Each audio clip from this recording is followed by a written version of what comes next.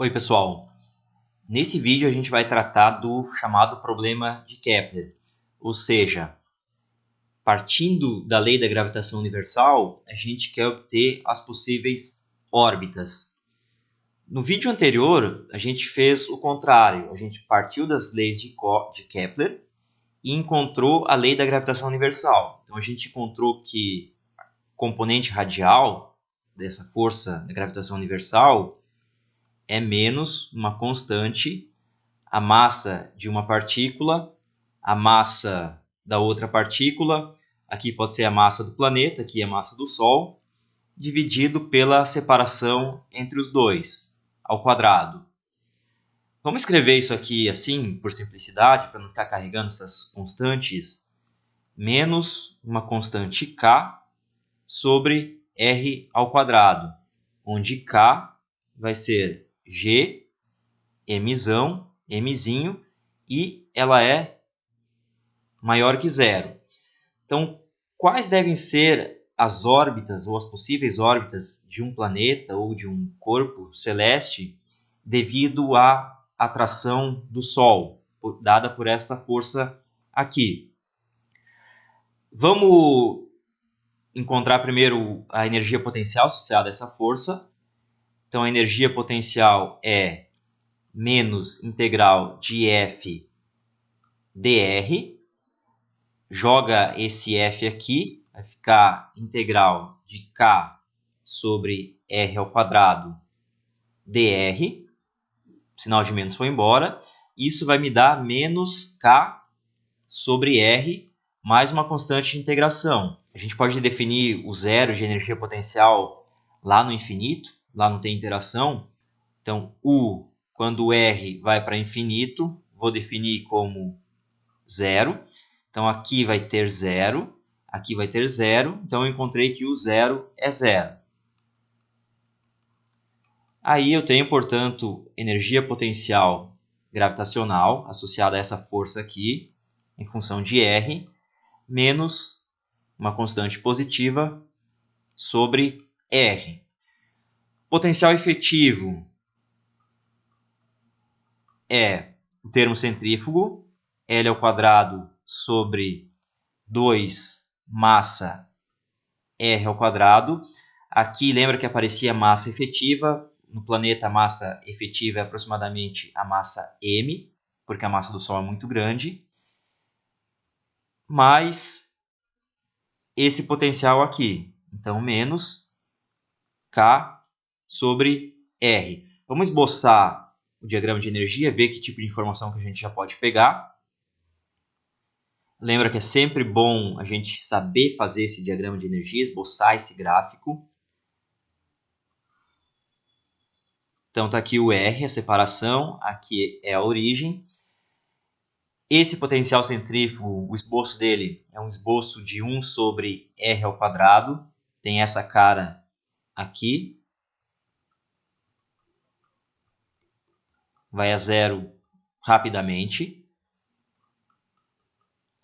E aqui eu tenho que fazer o esboço de 1 sobre R, com sinal de menos. Então, está aqui por baixo. 1 sobre R ele também vai decair com essa cara, só que ele decai mais lentamente. Então, vai ser mais ou menos isso aqui. Eu só quero um esboço, né? Bom, próximo da origem, quem vai estar mandando vai ser esse termo aqui, que cai com 1 sobre R ao quadrado. Então, estou somando ponto a ponto essas duas curvas para desenhar o potencial efetivo. Então, próximo da origem, ele está aqui.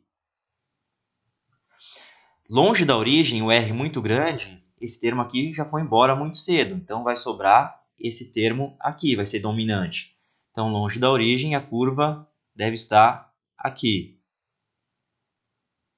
Então, ela tem que fazer uma transição daqui para cá. Deve ser uma curva mais ou menos assim. Aí, que tipo de informação a gente já pode tirar do esboço desse potencial efetivo? Uma informação que a gente tira é que a energia potencial efetiva tem um mínimo, e esse mínimo está aqui. Então, tem uma órbita circular de raio R0 e de energia mecânica E0. Está aqui o R0, está aqui o E0, que vai ser a energia mecânica mínima para essa partícula. Para encontrar esse R0, como ele é o mínimo de energia potencial efetiva, é justamente onde não tem força efetiva. Então a gente pega o potencial efetivo, deriva em relação a R, aplica em R0 e iguala a zero. Estou encontrando o extremo dessa curva aqui. Isso vai me dar o R0. Façam isso, fica como exercício. Vocês vão encontrar que isso vale momento angular ao quadrado sobre massa vezes K.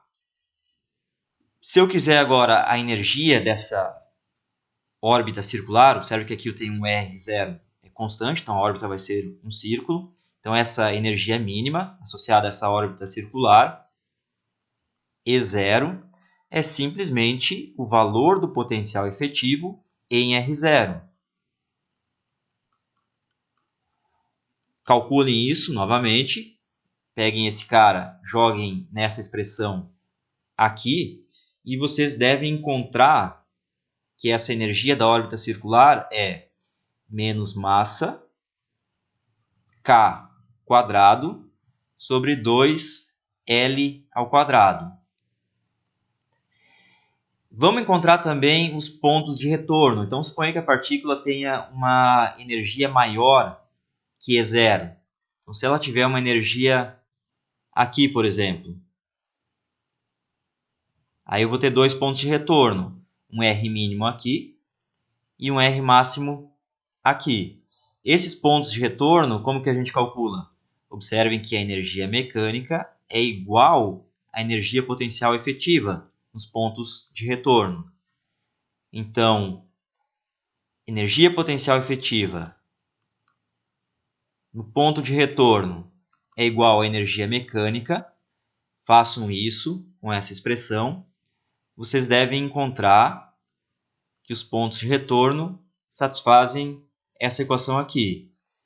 O R0, que está aqui, sobre 1 mais ou menos raiz quadrada de 1 menos energia mecânica sobre E0. Exatamente esse E0 que está aqui. Notem que se a energia mecânica for maior que E0 e menor que zero, eu tenho dois pontos de retorno. Aqui dentro dessa raiz eu vou ficar com um número positivo, mas menor que 1. Aí eu tenho dois pontos de retorno. Se a energia mecânica for zero, eu só tenho um ponto de retorno, só esse ponto aqui. O outro está lá no infinito. Aqui vai dar zero, e aí eu vou ficar com os pontos de retorno R0 sobre 2, e o outro vai estar também no infinito, consistente. E se a energia mecânica for maior que zero, também tenho só um ponto de retorno. Essa raiz aqui, o que está dentro dela, é um número positivo, mas vai ser maior que 1. Então, isso aqui eu só vou ter uma solução positiva. Essa órbita circular, a gente sabe também que ela é estável. É um mínimo da energia potencial efetiva. Revejam um vídeo sobre estabilidade das órbitas.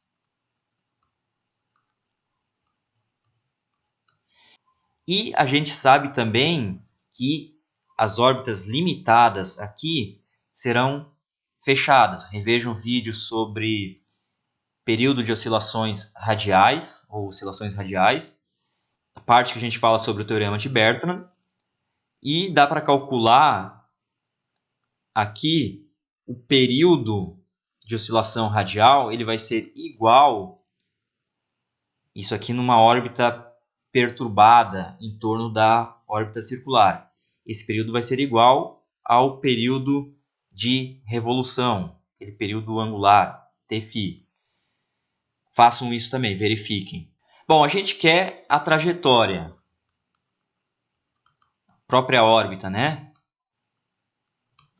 Então, a ideia é, pego essa força e jogo na equação de Binet e resolvo ela. Aí eu obtenho o U em função de φ, ou, equivalentemente, o R em função de φ. Então, a equação de Binet, U, duas linhas, lembra que aqui são derivadas em relação a φ, mais U igual a menos massa, aqui aparecia a massa reduzida é aproximadamente a massa m do planeta, sobre o momento angular ao quadrado, o F que eu quero encontrar sobre U quadrado. Lembrem que U é 1 sobre R. Então, isso aqui vai ficar menos M sobre L ao quadrado. F sobre U quadrado é justamente menos K. Do jeito que eu tenho aqui, F é menos K sobre R quadrado. Então, F é menos K U quadrado. Então, vai aparecer menos K aqui. Menos com menos virou mais K. E notem que massa K sobre L ao quadrado é justamente 1 sobre o raio da órbita circular, o R0. Então tem que resolver essa equação aqui. U duas linhas mais U igual a 1 sobre R0, que é uma constante. É uma equação diferencial ordinária, de segunda ordem, linear e não homogênea. Então a solução é a soma da solução da equação homogênea com uma solução particular. A equação homogênea é U duas linhas mais U igual a zero.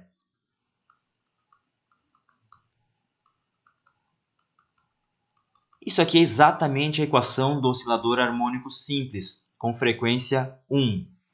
Então, a solução disso aqui é, lembra que é U de φ, igual uma constante, seno ou cosseno, da frequência, que é 1, vezes φ, mais outra constante, delta. E agora eu preciso de uma solução particular dessa equação aqui. Bem fácil de ver. Uma solução é U igual a 1 sobre R0. Eu vou ficar com 1 sobre R0 aqui. Aqui vai morrer. E aqui do outro lado 1 sobre R0. Então é a solução.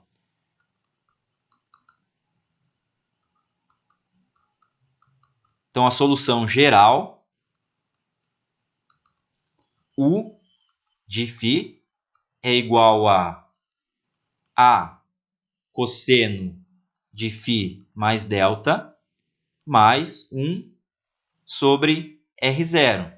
Lembrando que esse U é 1 sobre R. Então, daqui eu tiro quem é o R em função de φ.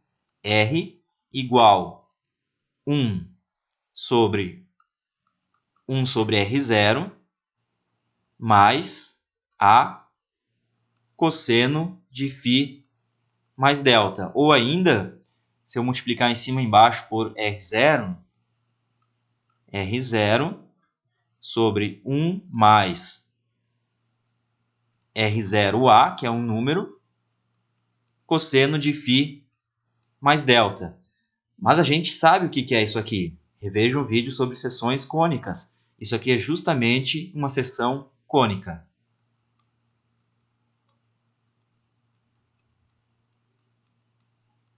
Cuja excentricidade é o módulo de R0A.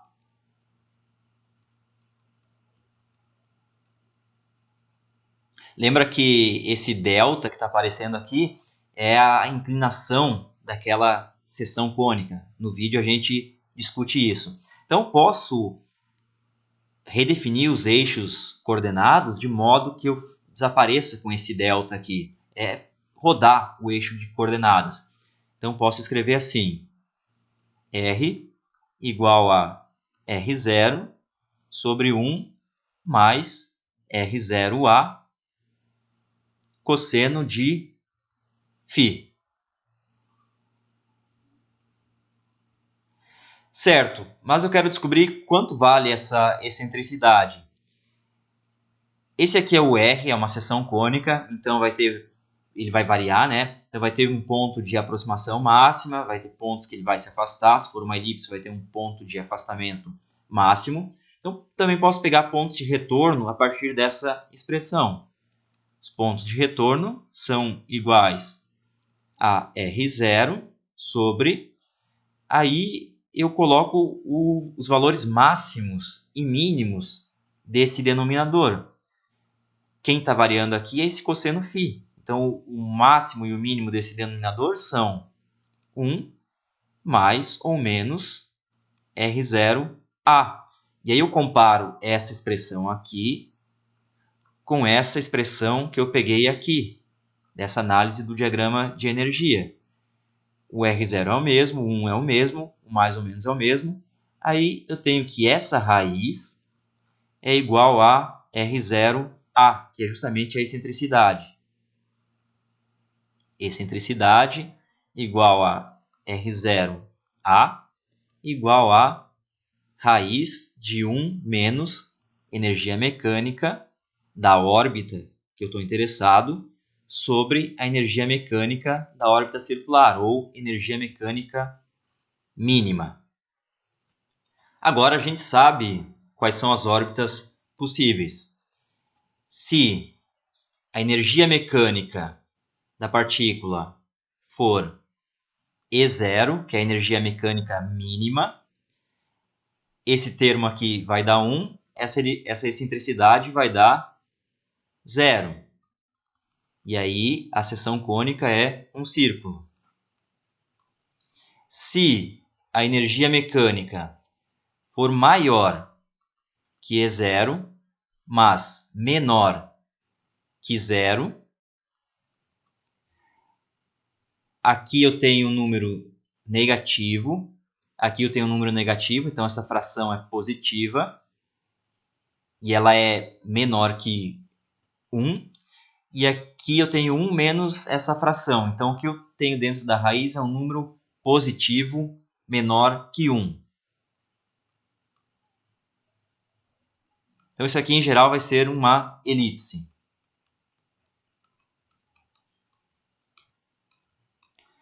Se a energia mecânica for 0, lembra, é sempre bom fazer essa análise aqui e tendo em mente, pensando a discussão que a gente fez aqui no diagrama de energia. Tá tudo consistente, né?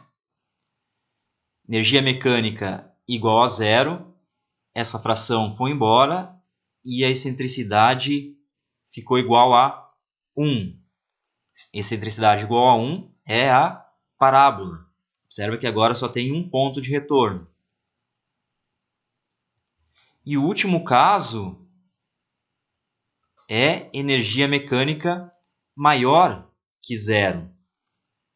Então, energia mecânica maior que 0, esse número é positivo, esse aqui é negativo. Então, essa fração ficou negativa, com o sinal de menos, eu vou ficar com um número positivo maior que 1 dentro da raiz. Então, o epsilon é maior que 1, ou seja, a órbita é uma hipérbole. Notem, portanto, que a lei da gravitação universal ela não é equivalente às leis de Kepler. As leis de Kepler diziam que as órbitas eram elípticas. E a lei da gravitação universal está dando para a gente que ela pode ser mais coisa, né? Ela é uma seção cônica, pode ser uma elipse, uma parábola ou uma hipérbole. Detalhe importante aqui, um comentário que a gente vai ser importante também nos próximos vídeos, é no caso da hipérbole. Lembrem que a hipérbole tem dois ramos. Aqui eu tenho um foco, é o centro de força, o Sol, por exemplo. E aí eu estou descrevendo essa hipérbole com essa expressão aqui. Vamos escrever esse R0 sobre 1 mais excentricidade, 1 menos E sobre E0, cosseno φ. Essa expressão aqui vai me dar o primeiro ramo da hipérbole. Reveja o vídeo sobre as seções cônicas. Então aqui está o centro de força, o Sol, se eu tiver uma órbita hiperbólica em torno desse centro de força, eu estou no primeiro ramo da hipérbole, algo assim. No próximo vídeo a gente vai ver que quando eu tiver uma força repulsiva e a órbita for hiperbólica, eu vou estar no segundo ramo da hipérbole, com esse foco, com esse centro de força aqui, tá? Então tá, pessoal, nesse vídeo vamos encerrar aqui, e aí nos próximos vídeos a gente discute o caso repulsivo. A gente vai falar sobre espalhamento. Então até lá!